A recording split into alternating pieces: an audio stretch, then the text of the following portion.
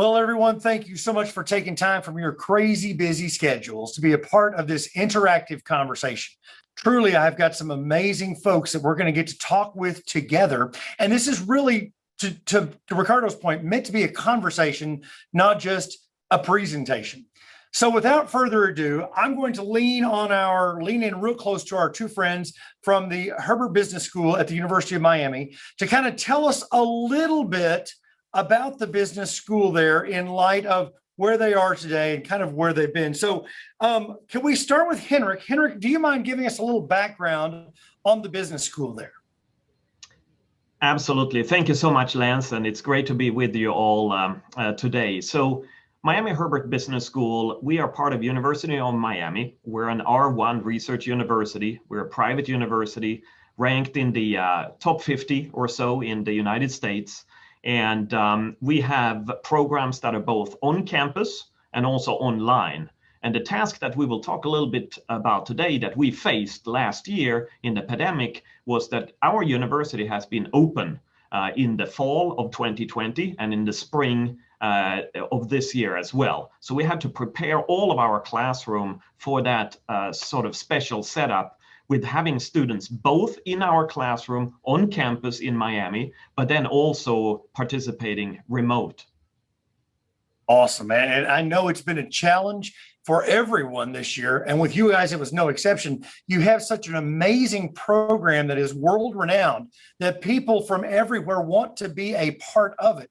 And to take the intimacy that is a traditional classroom conversation, especially at the MBA level that you guys are working on and beyond, and make people feel like they're really a part of that business school is paramount to what your mission is. So prior to the pandemic, I know you guys were on the path of a really extensive technology integration plan. So I guess my question to start off this thing really is, how was that impacted by the events of 2020? And how did you guys kind of accelerate or morph that? And Jen, would you mind addressing that for us? Yes, absolutely. First of all, thank you for inviting me. And both Henrik and I are delighted to be here to share our journey and story on how we have leveraged the Zoom room and the NEET system to enable our classroom to support hybrid teaching and learning. And first of all, I just would like to share a little bit about my personal story. So I joined the Miami Herbert Business School in January 2020, 2 months before the pandemic. And in February 2020, I helped and developed a 5-year technology roadmap for the business school that includes classroom modernization and other digital transformation initiatives. Who knew a month later, because of COVID, we were forced to accelerate the classroom modernization with the Zoom room and the NEET system enabled the video conferencing capability to support the hybrid teaching in the summer, in the fall semester, in the spring semester and beyond. I think, this experience is really evolutionary experience as well as revolution experience because it's a major culture shift. It's just magnificent to see how faculty evolved and revolutionized the higher education with ability from zero experience of virtual teaching a year ago to becoming an expert of remote teaching today. This is just remarkable. That is absolutely amazing. And like you said, to get them from where they were to where they are is just hats off to you guys. The word you used in that, Jen, is a word that I love a lot because it sets expectations for the way we engage with each other day in and day out. And that word was culture, right? And I think everyone here that's listening to this experience has a sense of wanting to evolve their culture. But there are some questions I'd really like to ask you around that, both you and Henrik. I mean, how did you, faculty are notorious for not necessarily wanting to change. Okay, I am a faculty member. I could say that, right? But how did you get faculty buy-in and get them comfortable with this amazing direction and vision that you implemented? And tell us a little bit about their feedback. Give us a little story there about how it unfolded. Yeah, I think it's a very good question, Lance. And I think it is about collaboration. So between the different parties that are involved here, and that would be the faculty, the professors in the classroom, the administration that is running the school, and then also the IT department that is involved as well. And one thing that we did at our school is that we have 9 different departments, okay? Accounting, finance, marketing, and so on. So we took one representative from each of those different departments. They got together into a task force. Okay, and those people that were on the task force were the more entrepreneurial folks and that had some experience from online teaching before. So they were happy to be part of this sort of new process. And then what we wanted to do is that we wanted to create an atmosphere of peer teaching and peer learning, because I think professors like to learn more from other professors. So if we could get a couple of folks on board and really buy into the new technology initiatives that we did, then we thought that they could sort of help out and spreading the word. And then also we created a Tech Expo program. We had a beginner's track and an advanced track as well. So basically for those that felt like they were really on top of how to use Zoom and Meet for teaching, they could do a more advanced program. And so we had a couple of different sessions that we ran there. And then I think another point that I should also mention is personalization. That's very important. So we did some of these programs that we put together had a big scale. So maybe there were 30 people that participated, but some people may feel very intimidated in such a setting. They don't want to ask the questions. You don't want to feel like, hey, I'm the only one who doesn't understand what's going on with the technology. So then we broke down to smaller groups, 3 professors and with 1 IT staff colleague that led a conversation. And then we also did one-on-one sessions so that everyone could feel, hey, I want to learn about this technology, but I don't want to feel like everyone is sort of, picking up on any of my weaknesses.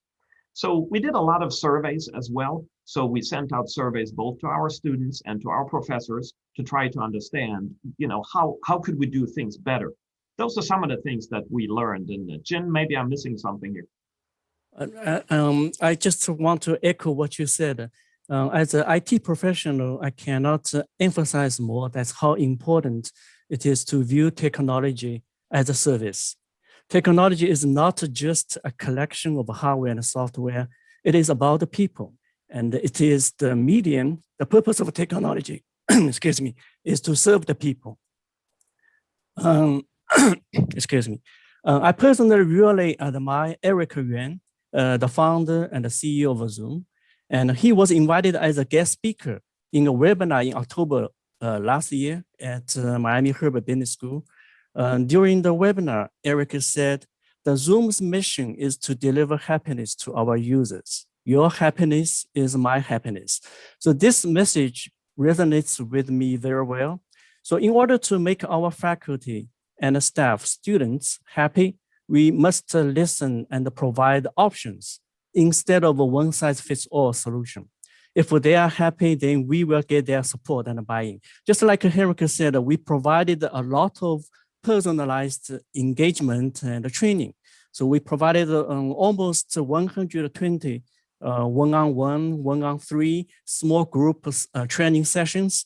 All those paid off at the end as a key success factors for our accomplishment by enabling Zoom Room and the Neat system as a key technology for our classroom.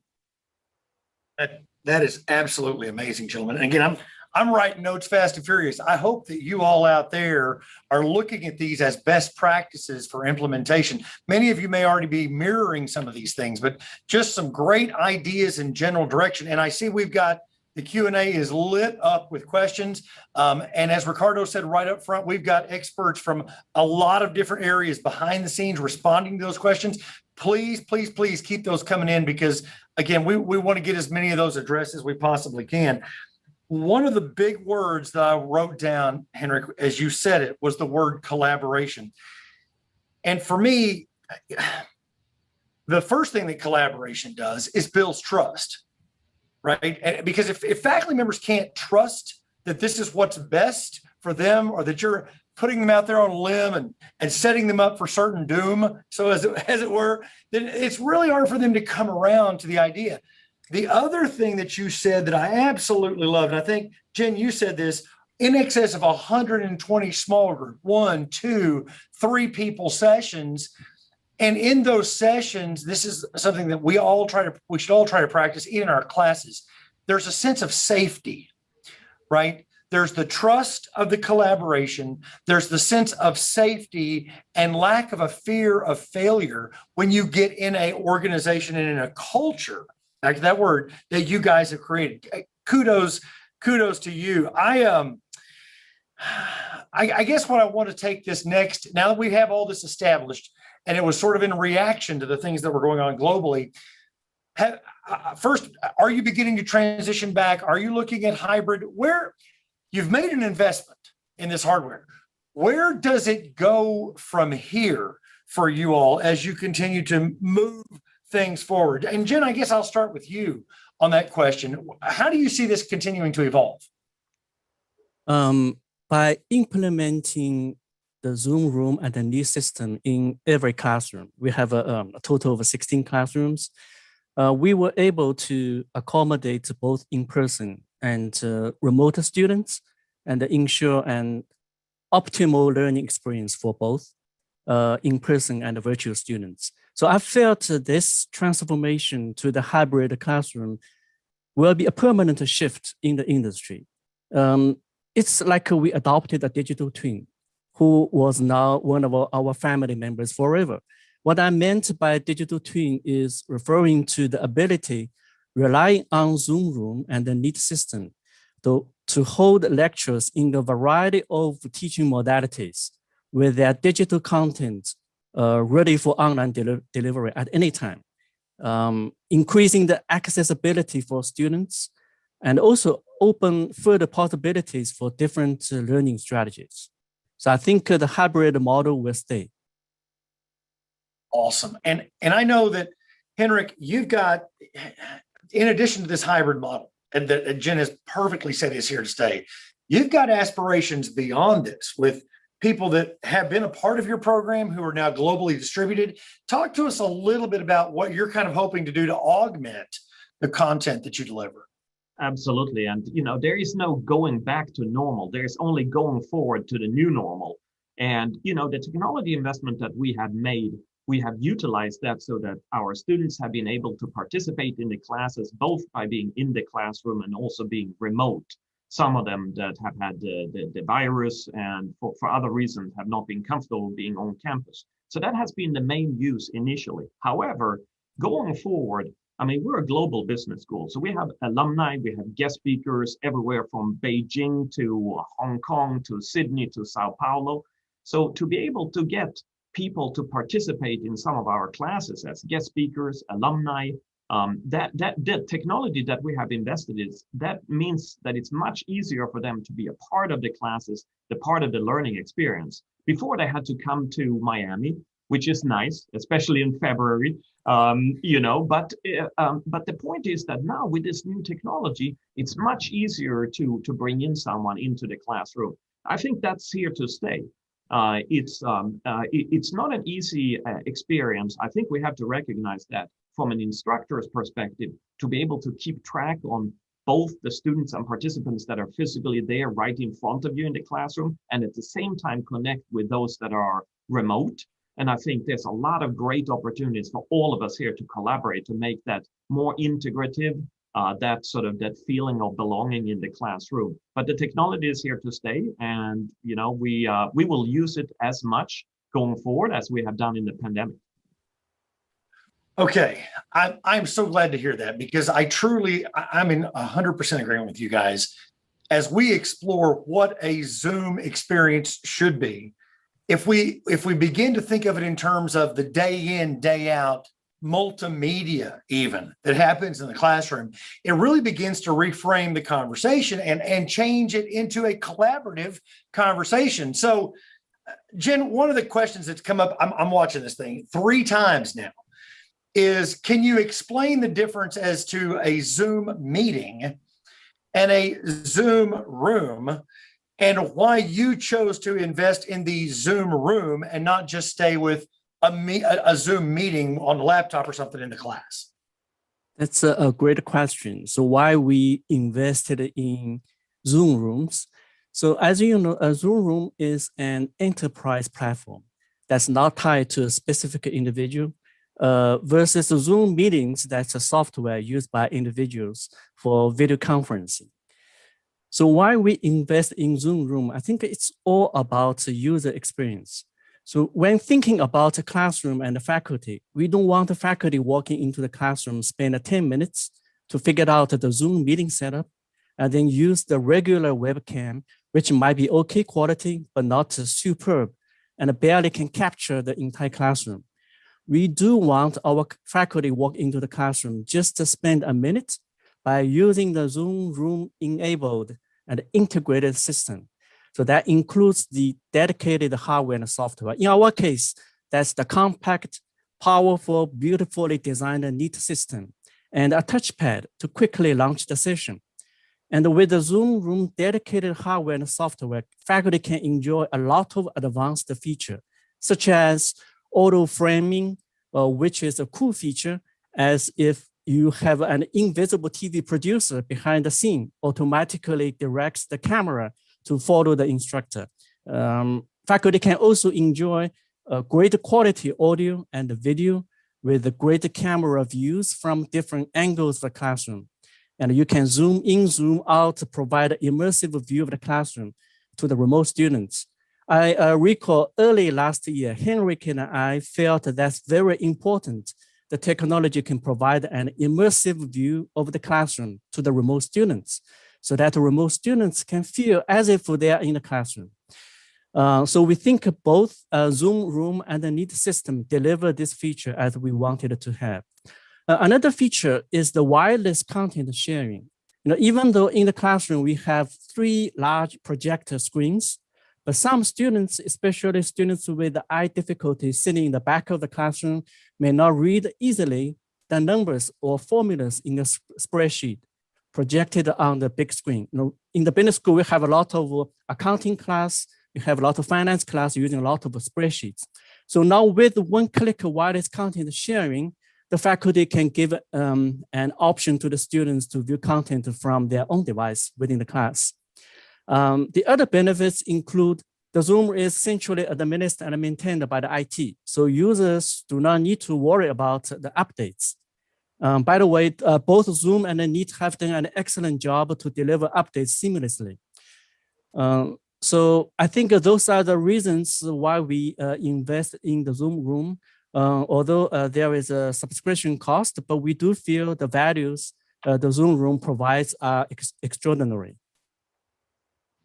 All right. So again, I'm just kind of capitalizing on what you guys have said and looking at these questions, trying to make sure that we address this.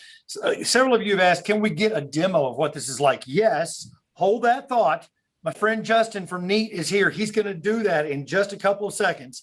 But before we transition to Justin, I do have one question that I think would be really important because you guys have sent us a picture. Let me share this screen just real quickly, Jen and Henrik. One of the questions that actually came in had to do with what does this look like in a classroom? Now, I realize that the Zoom Room is actually where this image is coming from, towards the back. But can you kind of describe how the Zoom Room is participating? And we do have more images that we can send you links to for those of you who are asking that as a part of the afterglow, as it were. But Jen or Henrik, can you kind of explain to them what they're looking at here? Yeah, I can take a first stab at that question. That's basically, this is one of our classrooms, and you can zoom in or out. So this is sort of the maximum zoomed out. So this is sort of here you can see the view. This was done during a couple of the tests that we did. So we had very few participants in the classroom. But as I mentioned before, we have been operating the entire fall of last year and the entire spring, socially distanced in the classroom with shields and masks and all the safety protection measures that the University of Miami has put in place. But you have had students in this classroom, and then you have, if you're a remote participant, this is your view. But then you can zoom in and you can get a little bit more of an intimate experience where you get closer up with the instructor. And Jen, just so for clarification for our people who are here today, there's been some talk about, do we have to use our Crestron touch panels? Do we have to integrate that? How are you guys driving? I mean, what is a faculty member actually doing in this room to make this thing happen? Yes, I think the Zoom room has one unique advantage is which can be integrated with calendar or Outlook calendar as an option. So you can schedule your session through calendar integrated with the touch panel within the Zoom room, as well as you can schedule through the other major learning platform. And so faculty can walk in just as several taps to the touchpad to quickly launch the session.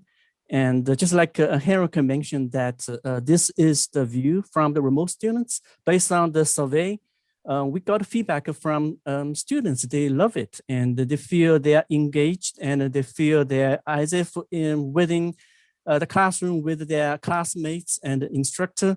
So, so that's the one big advantage. For Neat system, the advantage is compact. It's very easy to install. You don't necessarily have to integrate with the Crestron system, and it can be standalone and very easy to maintain. And so I think those are the advantages, and that's also the reasons in between March and April that period last year, and we tried to figure out to find one technology that we can afford and that's reliable in good quality, but also we can quickly implement. Awesome, my friend. So you guys hang on with me, okay? Because I'd really like to take a moment. You've mentioned Zoom bars. You've mentioned Neat bars. You've mentioned Zoom rooms. You've mentioned the camera zooming in and out. Showing people the things they want and the amazing feedback that you're getting. I really love to transition here to Justin because Justin's got a phenomenal setup. Justin, are you out there, sir? I am here. Thank you very much. Thanks, Lance. Awesome. Well, and thanks, Heinrich. I'm going to show some screens and you just walk us through what we're actually looking at if you're okay with that. Absolutely, absolutely. And thanks, Heinrich and Zheng, for joining us today. Awesome to hear your perspective. And Zheng has already done an excellent job talking about some of the things that I hope to show you in terms of what Neat and Zoom is all about. So Neat is, what we do is we make Zoom Rooms appliances, right? So basically that means purpose-built hardware that runs Zoom and Zoom Rooms natively. So the most important thing to understand is that if you're already using Zoom and your faculty, your staff, your students already used to using Zoom, the transition to using a Zoom Room system, a Neat system, is going to be very, very simple for them because there's not a Neat app or a Neat cloud or that you have to license. There isn't a lot of newness to this in terms of what your users do. So the learning curve is not going to be very steep. But the reason why what we're doing and with Zoom specifically is so special is because with purpose-built hardware, we can run Zoom natively, but then we can also do some interesting things with some interesting features that are going to enhance the classroom experience, both for the people in the room, whether that's just an instructor, a faculty member, or a faculty member and students in a hybrid situation, as well as the students who are at a distance, right? So we're thinking about both sides of the meeting. So those two devices that you just saw were the Neat bar, which is the smaller device, thank you, and the Neat board, which is an all-in-one device. So if you go to the next slide, here's a classroom setup that involves Neat bar. So as you'd see there, Neat bar can be used with either a single or a dual display system in the room. Right? So that means you can have those displays installed. It can be a combination of displays, maybe one flat panel monitor and a projector if it's a slightly larger space where you have projectors installed, or it can be a single screen setup.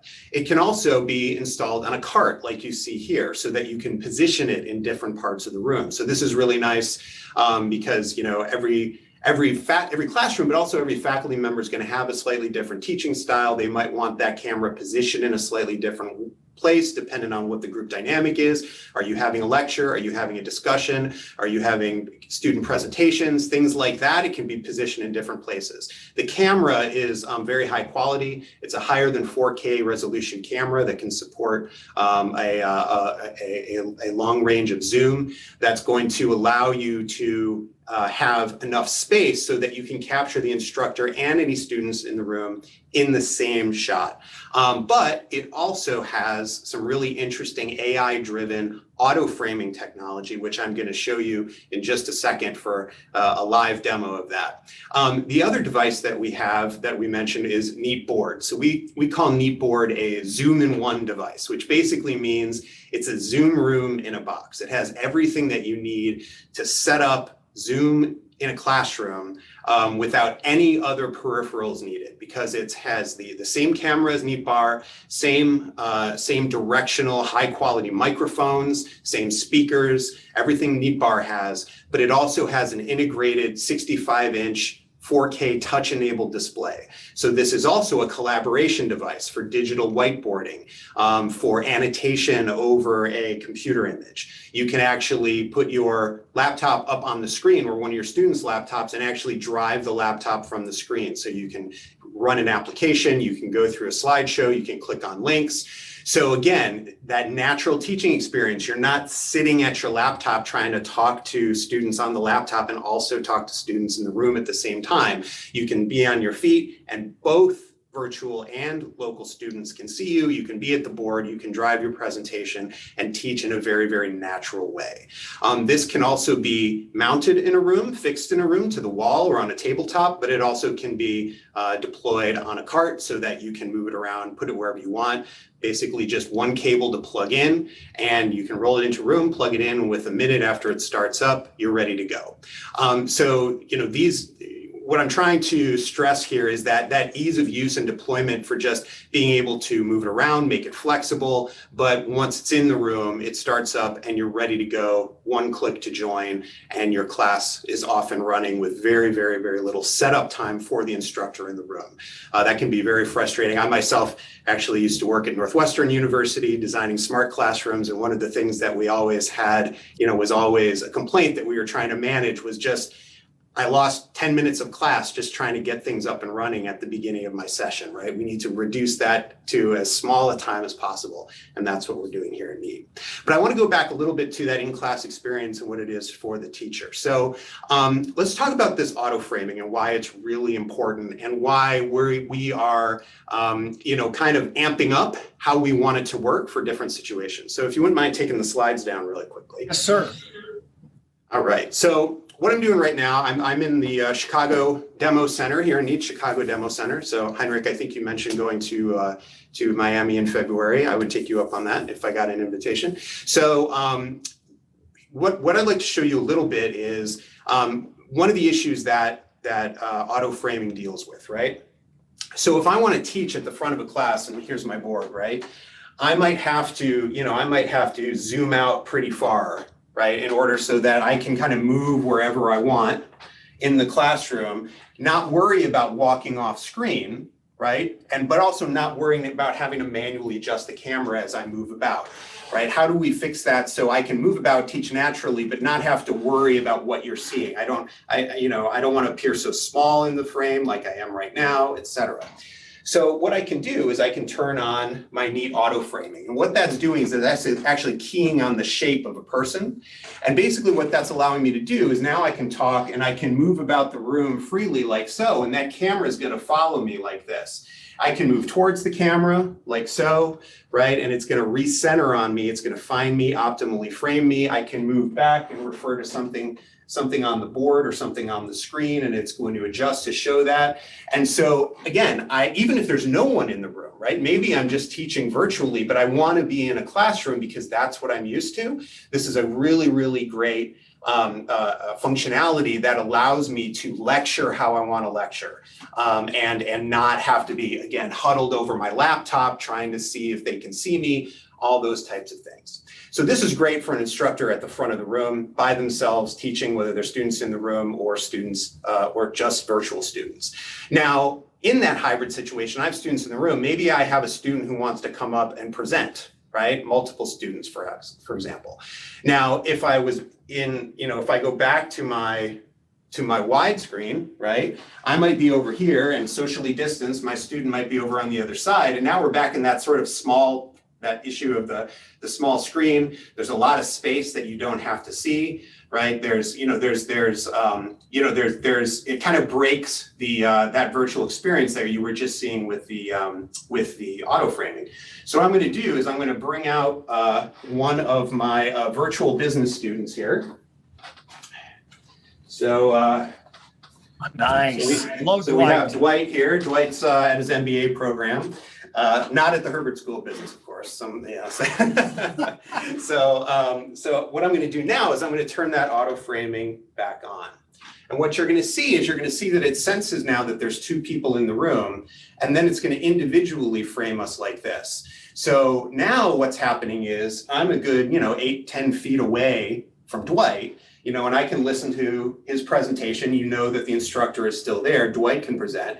And I can even, I can move about too, and it's actually going to adjust to me personally while he's presenting, right? So again, it continues to allow me to move about wherever I want to go, allow him to move about wherever he wants to go, but it's going to give you on the far end a much better experience because you're zoomed into both of us, you can see us clearly, but we're comfortable in the room, staying socially distanced from each other, etc. So this is, this has a lot of implications, not just for the classroom, it could, also for administrative conference rooms. You could have 4 or 5 people in a room and they'll all be individually framed. Right now, we can actually do 8 at a time with this. But we are also, as part of our partnership with Zoom, this is a really, really exciting thing about Neat and Zoom's partnership is that Zoom is creating a functionality in their cloud, which they call Smart Gallery. And when that comes online in a few months, what you're going to see is you're going to see us individually in these frames actually be popped out to be individual participants in the gallery view.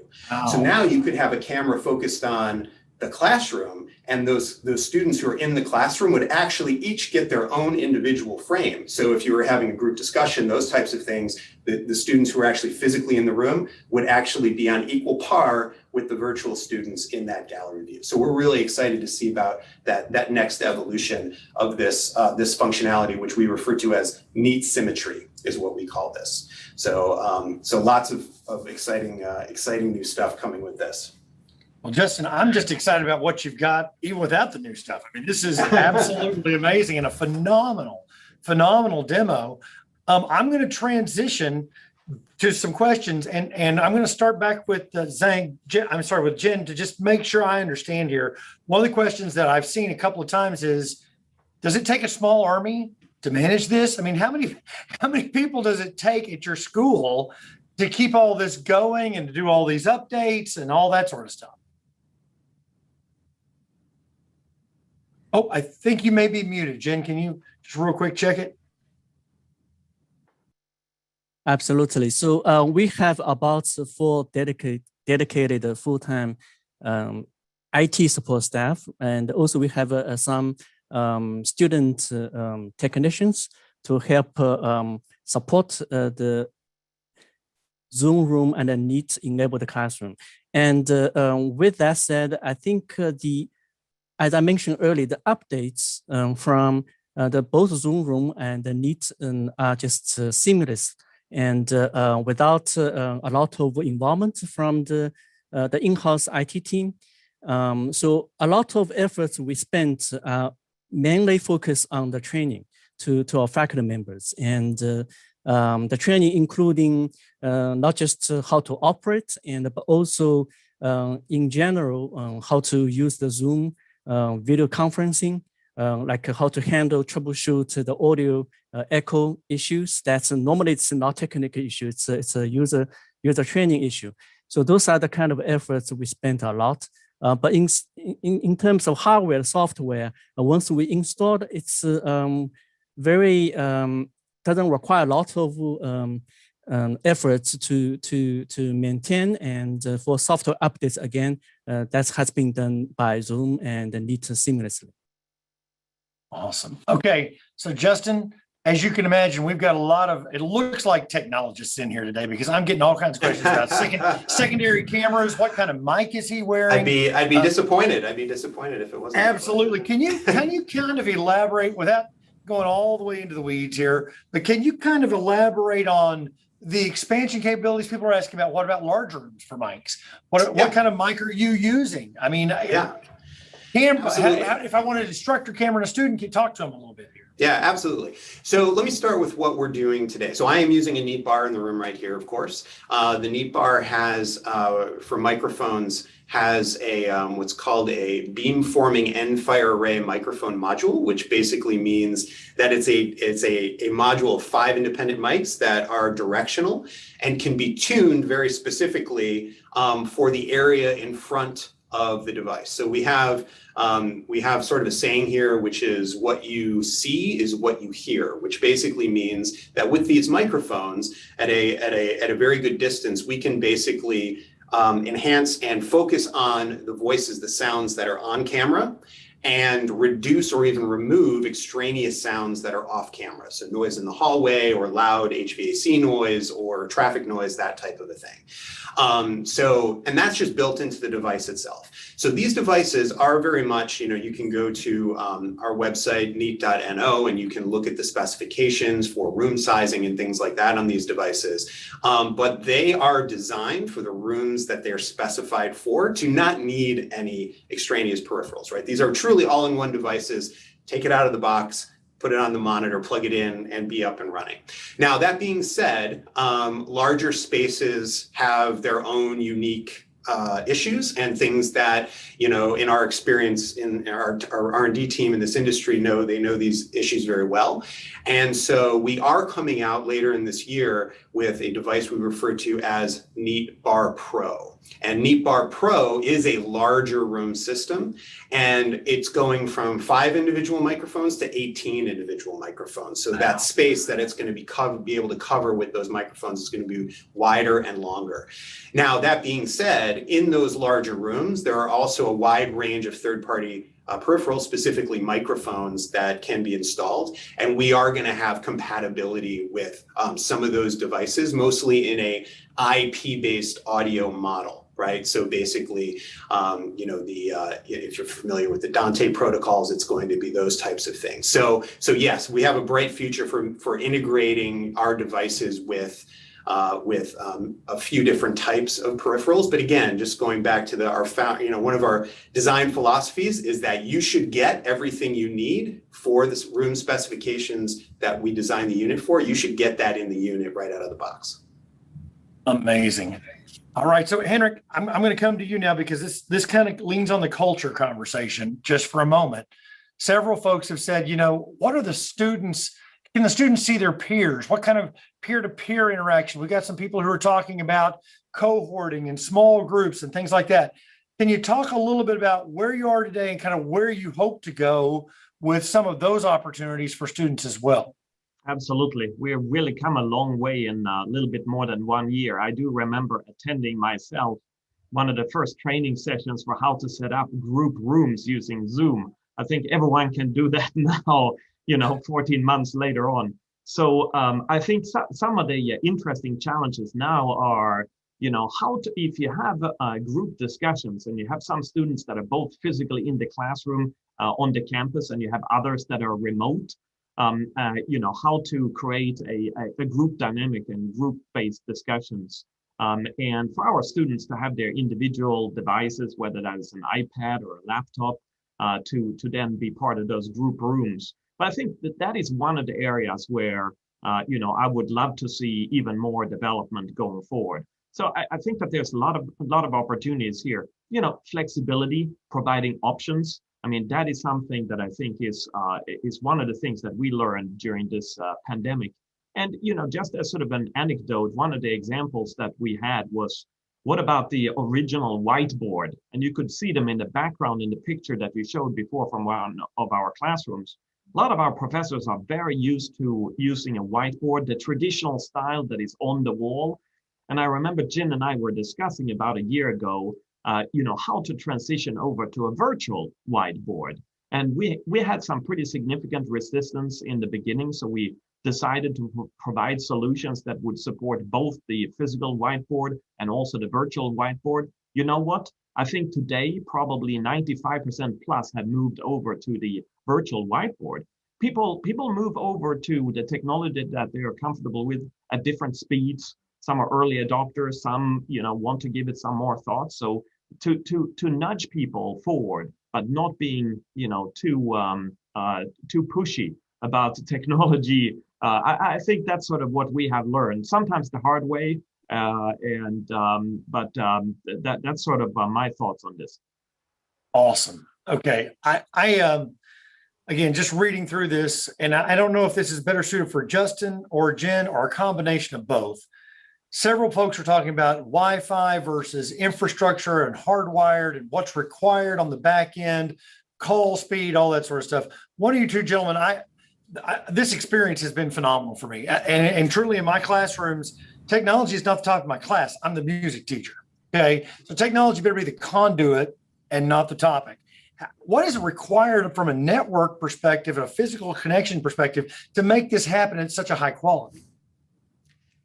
Well, I can take it, but I also like to hear what Jing has to say about it, what they're doing there as well. So coming from the video industry, if you have a network port to plug it into, I highly recommend you do. There's, you just take out several variables that affect Wi-Fi and don't affect a wired connection, right? Video, especially high quality HD video like this, is very sensitive to network jitter and packet loss and things like that. So as much as you can do to reduce the risk of that, the better. Now that being said, all of our devices do support Wi-Fi, and especially if you have a device that is mobile on a cart or the Neat board here on the rolling stand, it is much easier for the user who's setting it up to use Wi-Fi, because then they can put it wherever they need it. So if your Wi-Fi network in your facilities is robust, these are going to perform very, very well and might be a little bit easier on setup. Perfect. Yes, I totally agree. That's the option we made, is to do the wide connection, because we do have a networking port in the classroom. We feel that would be the most reliable connection for all those devices. Absolutely right, and totally agree. Awesome. Well, I know that we're at the top of our session time together, and I know that our team behind the scenes, including John, Gerard, Ricardo, Jackie, Spencer, Matthew, Helene, they have been working their heads off to get as many things answered as they possibly could. But Ricardo, I'm coming back to you because I know that people want now to follow up in a conversation, and we've had over 500 folks the last time I looked at it. Yeah. As a part of this. How can we help them get connected, or what are their next steps, Ricardo, as they depart today? Absolutely. Thanks, Lance. Before I even go a little further, Jin, Henrik, Justin over at the Neat Bar, amazing information for our audience. Lance for leading it. This was an awesome webinar. We had a lot of questions in Q&A. A lot of people are interested in learning more about Zoom rooms and, of course, the Neat Bar setup. So some takeaways for all of you. I have been sending you some links in chat. I'm going to send one more again, and it was sent earlier, but I do want to emphasize, in the webinar environment that we are in, you are not able to save the content of chat. So you definitely want to be clicking on the links before you leave today's webinar. But we do have a collaborative website. Zoom and Neat have come together to provide a website where there are lots of pieces of information there for you, where in fact, ultimately you can make contact with both Zoom and Neat for those respective needs. You can possibly even set up, I would assume, a personalized demo. Justin, if you can confirm that, where Zoom and Neat can collaborate, set up a demo for an organization that simply wants to spend some quality time getting those answers to their questions, and of course seeing how things can be configured. Yep. And my team, myself, or one of the members of my team would love to talk to you personally about what you're doing at your school, at your university, and offer some recommendations that are really honed in on what you're looking for. Yeah, excellent. So again, we've sent you some links in chat with regards to Zoom rooms and the Neat collaboration. We have not sent any other information with regards to features regarding Zoom meetings or anything like that, keeping things nice and focused on what we're covering here today. So having said that, we have some extra links that are coming through in chat by other colleagues on the panelist side. Please click on these links. They will be available post-webinar and your follow-up email thanking you for joining us in today's session. Again, today's webinar was recorded for you, so the follow-up email will also contain the link to the recording. Please visit us back over at zoom.us/events, where this recording will be posted in our on-demand library in case you are anxious to get right back to it and watch it all over again. It will be provided in about less than an hour. Again, Justin, Lance, Henrik, and Jen, thank you for joining us in today's webinar and providing insight to our customer base. I am looking forward to hearing more about what these conversations do for the customers in this webinar. So everyone, thank you for joining us today. We appreciate you carving out some time and coming on into the webinar, learning more about how hybrid classroom environments and how they can be configured. Thank you for joining us, and we hope that you have a great rest of your Monday. Stay happy, healthy, and positive, everyone. On behalf of Zoom, take care. Bye-bye.